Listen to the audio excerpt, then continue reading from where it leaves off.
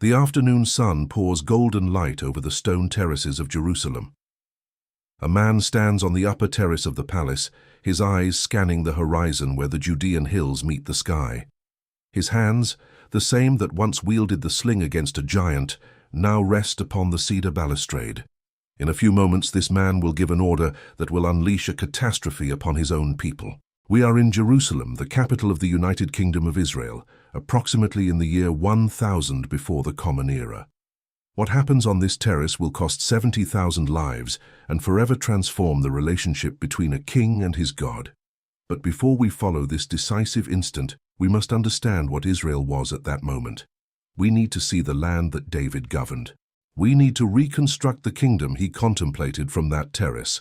Every city, every valley, every flock, every life that pulsed under his dominion.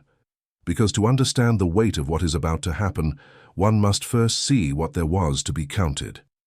Before we begin, write in the comments from where you are watching.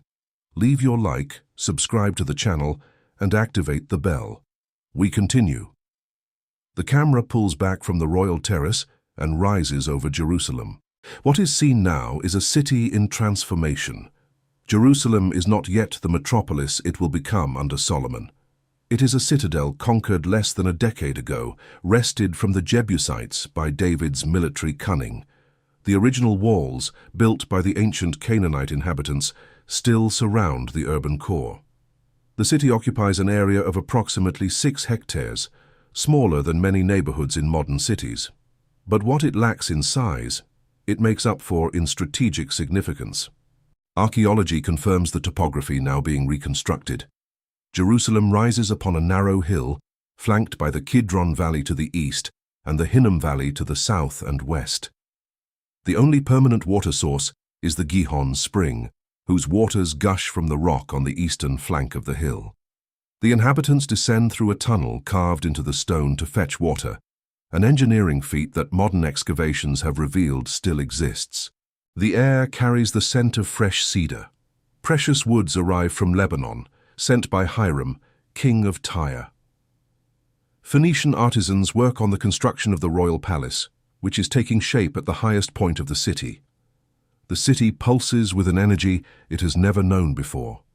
Jerusalem has ceased to be a Jebusite fortress to become the political and spiritual center of an expanding kingdom. The Ark of the Covenant now rests in a special tent in the heart of the city. The text of 2 Samuel records that David brought it with dances and sacrifices in a procession that marked the definitive sanctification of Jerusalem.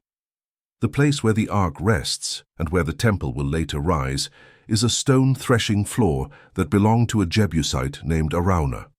This name will be mentioned again before this story ends.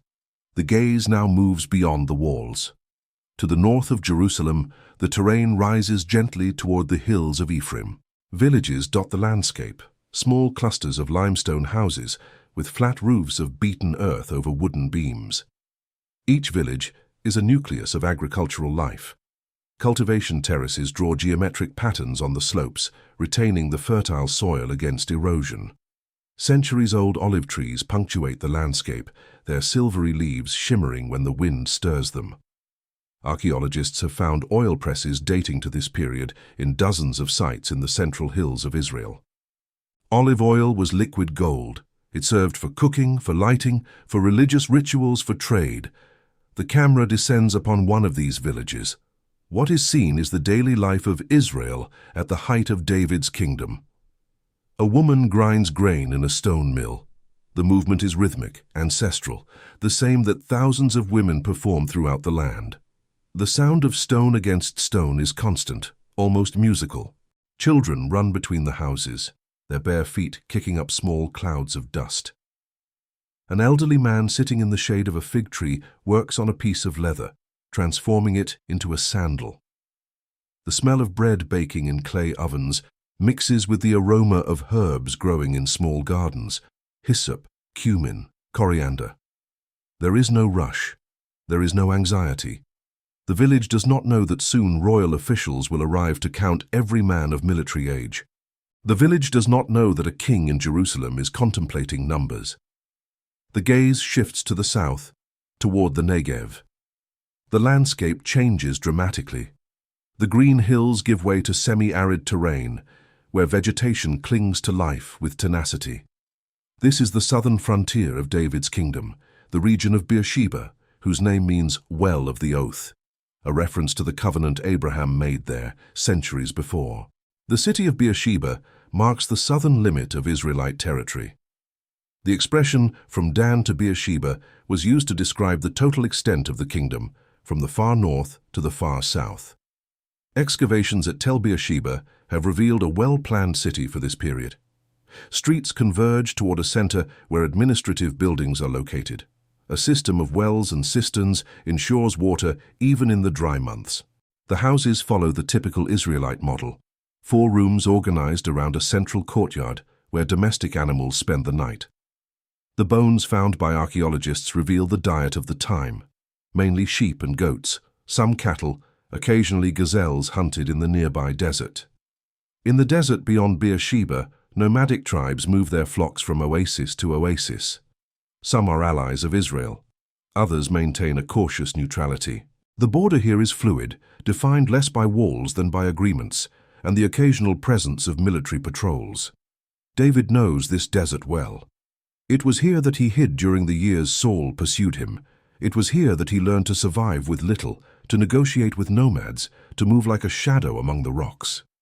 The camera now turns to the east. What is seen is a dizzying drop. The Judean hills plummet toward the Dead Sea, more than 1,000 meters below the level of the mountains. The air changes. It becomes dense, heavy with salt. The Dead Sea shines under the sun like a sheet of molten metal. Nothing lives in its waters. The salt concentration is 10 times higher than that of the ocean. But on the shores, where freshwater springs gush from the rocks, unlikely oases sustain palm trees and luxuriant vegetation. Ein Gedi is one of these oases. The biblical text mentions this place as David's refuge during his flight from Saul. The caves in the nearby escarpment still exist, natural formations in the limestone rock, some large enough to shelter dozens of people. Archaeology has found evidence of human occupation in Ein Gedi dating back thousands of years before David. The water that pours from the rocks created a microclimate where plants grow that would not survive anywhere else in the region. The gaze rises again, crosses the hills, and heads toward the west. The coastal plain extends to the Mediterranean Sea. This is a disputed land. The Philistines, a people originating from the Aegean Islands according to Egyptian records, still control 5 main cities: Gaza, Ashkelon, Ashdod, Gath, and Ekron. But their power has been broken. David defeated them in decisive battles. The city of Gath, from which the giant Goliath came, is now a vassal of Israel. Philistine warriors, the so-called Cherethites and Pelethites, serve as David's personal guard, an irony that history records without comment. The coastal plain is fertile in a way the hills are not. The alluvial soil, deposited by centuries of flooding from coastal rivers, produces abundant harvests of wheat and barley. But control of this region is precarious. The Philistines were not exterminated, only subjugated. Their cities still exist. Their temples still function. Their gods, Dagon, Baal-zebub, still receive offerings. It is an armed peace, sustained by David's military reputation and the recent memory of Philistine defeats. The camera now moves to the north, ascending the mountainous backbone of Israel. It passes through Shechem, an ancient city in the hills of Ephraim, located in the valley between Mount Ebal and Mount Gerizim. This is the geographical center of the land. Abraham built an altar here when he first arrived in Canaan. Joshua gathered the tribes here to renew the covenant after the conquest. The city has a history that predates Israel by centuries. Excavations have revealed massive Canaanite temples built with stones weighing tons. Further north, the landscape transforms again. The hills give way to the Jezreel Valley, an inland plain of extraordinary fertility. The soil here is dark, rich in nutrients, irrigated by streams descending from Mount Carmel and the hills of Galilee. It is the most productive agricultural region in all of Israel. Wheat fields stretch as far as the eye can see. The golden yellow of the ripe grain contrasts with the green of the vineyards on the slopes. The Jezreel Valley is also a strategic route. Armies have crossed it for millennia, from Egyptian pharaohs to the Assyrian conquerors who will come centuries later. At the northern extremity of the kingdom, the city of Dan marks the border. From Dan to Beersheba, the expression gains visual meaning when one contemplates the distance. It is approximately 240 kilometers from north to south. On foot, a journey of more than a week. David's kingdom is small by the standards of empires like Egypt or Mesopotamia, but by the standards of the region, it is impressive. For the first time, the 12 tribes are united under a single king. For the first time, there is a professional army, a royal bureaucracy, a central capital. The camera pauses over Dan. The city sits by the springs of the Jordan River, where icy waters gush from the base of Mount Hermon. Hermon rises to the north, its peaks covered in snow even in summer. It is the highest mountain in the region, visible from dozens of kilometers away. The Canaanites considered it sacred, the dwelling of gods. Israel sees it as the northern frontier, the limit beyond which foreign lands begin. The springs of Dan are a spectacle. The water emerges from the limestone rock with enough force to form a river instantly. The sound is constant, a soft roar that fills the air. Enormous trees grow on the banks, their roots plunging into the cold water. The temperature here is milder than in the south. The air is humid, heavy with the scent of plants that do not survive in the drier climate of Judea. And then the camera begins its return to Jerusalem. What was seen was the kingdom that David governs. But to truly understand this moment, one must step back even further and understand how this kingdom was built. Because Israel, in this approximate year of 1000 before the Common Era, is not just a geographical entity. It is the result of a history of conflicts, migrations, promises, and wars that shaped a people. The tribal system is still alive. Every Israelite knows to which tribe he belongs. Judah in the south, David's tribe. Benjamin, small but strategic, bordering Judah. The tribes of Joseph, Ephraim, and Manasseh, occupying the central hills. The northern tribes, Zebulun, Issachar, Naphtali, Asher, scattered through Galilee. Dan, which migrated from its original location on the coast to the far north. Gad and Reuben, east of the Jordan, in lands conquered even before the crossing under Joshua. Simeon, absorbed by the territory of Judah in the south. Levi, dispersed among the others, without its own territory, dedicated to priestly service. Each tribe maintains its traditions, its stories, its tensions with the others. The unification under David is recent. Before him, Saul governed a fragmented kingdom, unable to completely subdue the Philistines. Before Saul, the judges led in times of crisis and disappeared in times of peace. The monarchy is less than half a century old. Tribal loyalty still competes with loyalty to the king. David built his power with cunning. First, he reigned only over Judah, his own tribe, for 7 years in Hebron. Only after the death of Ishbosheth, son of Saul, did the northern tribes accept him as king. Even so, there was resistance. The revolt of Absalom, David's own son, showed how fragile the unity was. Absalom nearly overthrew his father, capitalizing on tribal resentments and discontent with the centralization of power in Jerusalem. The choice of Jerusalem as the capital was deliberate. The city belonged to no tribe. It was neutral territory, Jebusite, until David conquered it. By establishing his capital there, David avoided favoring any tribe over the others. By bringing the Ark of the Covenant to Jerusalem, he transformed the city into a religious center as well as a political one. It was a stroke of administrative genius. But there are tensions that geography reveals. The north is more fertile, more populous, more connected to international trade routes. The south is more arid, more isolated, more dependent on pastoralism. When David orders the census, the numbers will show this disparity. The northern tribes will have more men of military age than Judah.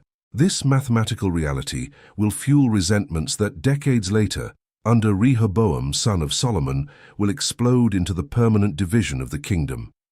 The army of Israel, at this moment, is a combination of professional troops and tribal militias. The professional corps is small but lethal. They are David's mighty men, elite warriors whose names and deeds the text of 2 Samuel preserves. There is Joab, supreme commander, David's nephew, a man of calculated violence who executes the king's darkest orders. There is Benaiah, leader of the personal guard, famous for killing a lion inside a cistern on a snowy day. There are the 30, a war council composed of the kingdom's best combatants. In addition to the professional troops, each tribe maintains its militia. In time of war, the king summons the men of military age. They bring their own weapons, slings, spears, bows. There are no uniforms. There is no standardization of equipment. It is a tribal army with a central command. The census David is about to order has an obvious military purpose. To count the men of military age is to evaluate the kingdom's bellicose potential. It is also an assertion of power. The king is measuring his resources, as a merchant counts his coins. The biblical text presents this as a sin because it implies that David is trusting in human numbers instead of trusting in God. It is a theological question that transcends political analysis. The camera now returns to Jerusalem. David's palace rises at the highest point of the city. It is not a single building, but a complex of structures. There is the throne room, where David receives ambassadors and judges disputes. There are the royal quarters, where his wives and concubines live. There are barracks for the guard. There are storehouses for grain, oil, wine, the tributes that arrive from all over the kingdom. There are scribes who keep records, a nascent bureaucracy that administers an expanding kingdom. The construction materials reveal David's diplomatic alliances. Cedars of Lebanon, sent by Hiram of Tyre, form the beams and panels. Local limestone composes the walls. Phoenician artisans teach construction techniques to Israelite workers. It is a hybrid architecture, Canaanite in structure, Phoenician in finish, Israelite in purpose. The afternoon advances. The sun begins its descent toward the Mediterranean. Shadows lengthen over Jerusalem. In the palace courtyards, servants light oil lamps. The aroma of roasting meat indicates that the evening meal is being prepared. Guards change shifts on the walls. The daily life of power follows its rhythm. And on the upper terrace, David still contemplates his kingdom. What he sees, in this reconstructed moment, is all he has conquered in decades of struggle. He sees the hills he traversed as a fugitive. He sees the city he wrested from the Jebusites. He sees the land he now calls his own. The shepherd of Bethlehem has become the king of Israel. The youth who killed Goliath with a stone now commands armies.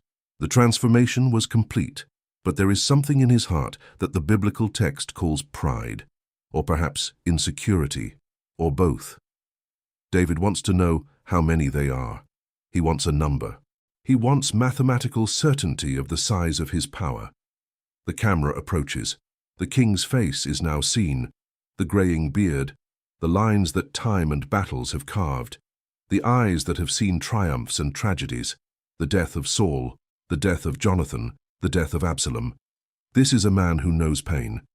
But at this moment, his eyes have another expression. There is calculation in them. There is a will to measure. Joab is somewhere in the palace, awaiting orders. He will resist the order for the census. The text of 2 Samuel records that Joab tried to dissuade David, questioning the need to count the people. But the king's word will prevail. It always prevails. The sun touches the horizon. The sky ignites in shades of orange and red. Over the Judean hills, over the villages where women prepare the evening meal, over the fields where shepherds gather their flocks, over all this kingdom built with blood and strategy, the light pours its last colors. No one there knows what is to come. The villagers do not know that royal officials will soon arrive to count them. The shepherds do not know that a census is being planned in the halls of power. The women grinding grain do not know that a pestilence will sweep the land as punishment for a sin they did not commit. 70,000 will die, from the north to the south, from Dan to Beersheba. Families will be decimated. Villages will lose entire generations. The tragic irony of this reconstruction is exactly this. We are seeing a kingdom at its peak, moments before the fall. Not a military fall, not a foreign invasion. A self-inflicted fall, born of a king's desire to count his power. Tradition preserves what happened next. David will give the order. Joab will depart with his officials. For 9 months and 20 days, they will traverse the entire territory, from the Jordan to the Mediterranean, from Dan to Beersheba. They will count 800,000 men in Israel, 500,000 in Judah. Numbers that will satisfy the king's curiosity. But then will come repentance. The text of 2 Samuel records that David's heart smote him after he had numbered the people. Too late. The prophet Gad will arrive with 3 options of punishment: 3 years of famine, 3 months fleeing from enemies, or 3 days of pestilence. David will choose the pestilence, preferring to fall into the hands of God rather than into the hands of men. And the pestilence will come. It will begin in the north and descend like invisible fire.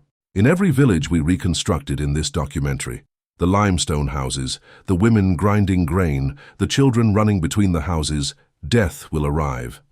Archaeologists cannot excavate a pestilence. There are no bones that distinguish death by disease from death by old age. But the texts preserve the memory of the horror. On the 3rd day, when the destroying angel stretches out his hand over Jerusalem, David will see. The text records that he saw the angel between the earth and the heaven with a drawn sword over the city, and then David will cry out, assuming the guilt, asking that the punishment fall upon him and his house, not upon the innocent people.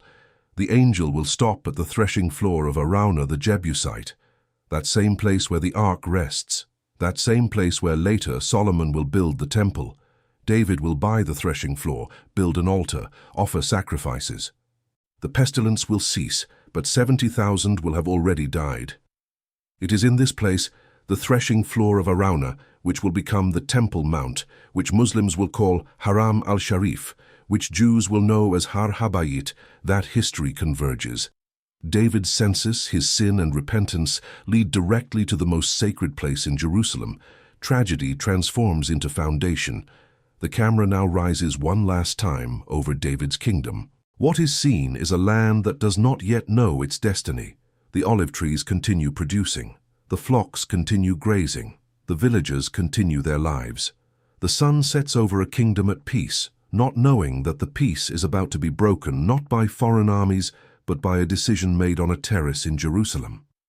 This moment, this specific afternoon before the census, is the last instant of normalcy. After it, nothing will be the same. The pestilence will leave scars that will last for generations. The memory of David's census will become a warning against the pride of rulers. The altar built on the threshing floor of Araunah will become the foundation of the temple. The tragedy will be inscribed in the sacred geography of Jerusalem. 2,000 years later, pilgrims of 3 religions will walk upon that rock. Jews will pray at the Western Wall, a remnant of Herod's temple built upon Solomon's foundations. Muslims will pray at the Al-Aqsa Mosque and the Dome of the Rock. Christians will contemplate the place from which Jesus drove out the money changers. All of them, conscious or not, will step where David built his altar of repentance. Sacred history has these convergences. A census ordered by pride leads to a pestilence. The pestilence stops at a threshing floor. The threshing floor becomes an altar. The altar becomes a temple. The temple is destroyed and reconstructed, destroyed again, remembered forever. And it all begins here, this afternoon, on this terrace, in this gaze of a king contemplating his kingdom with the will to count it. The light fades over the Judean hills, night descends over Israel, and at some point between sunset and dawn, the decision will be made. The census will be ordered. The counting will begin. And this kingdom that we reconstructed in all its vitality, its villages, its fields, its shepherds, its women grinding grain, this kingdom will pay the price of a royal ambition that sought to transform lives into numbers. Thus was the land of Israel before David's census. Thus were the villages that the pestilence would visit. Thus was the kingdom that did not yet know the cost of being counted. If this documentary illuminated your understanding of sacred history, subscribe to the channel, activate notifications. Each episode is a journey to the past to understand the present. Leave in the comments, what other biblical moments would you like to see reconstructed? Share with those who seek to know the history behind the faith. Until the next reconstruction.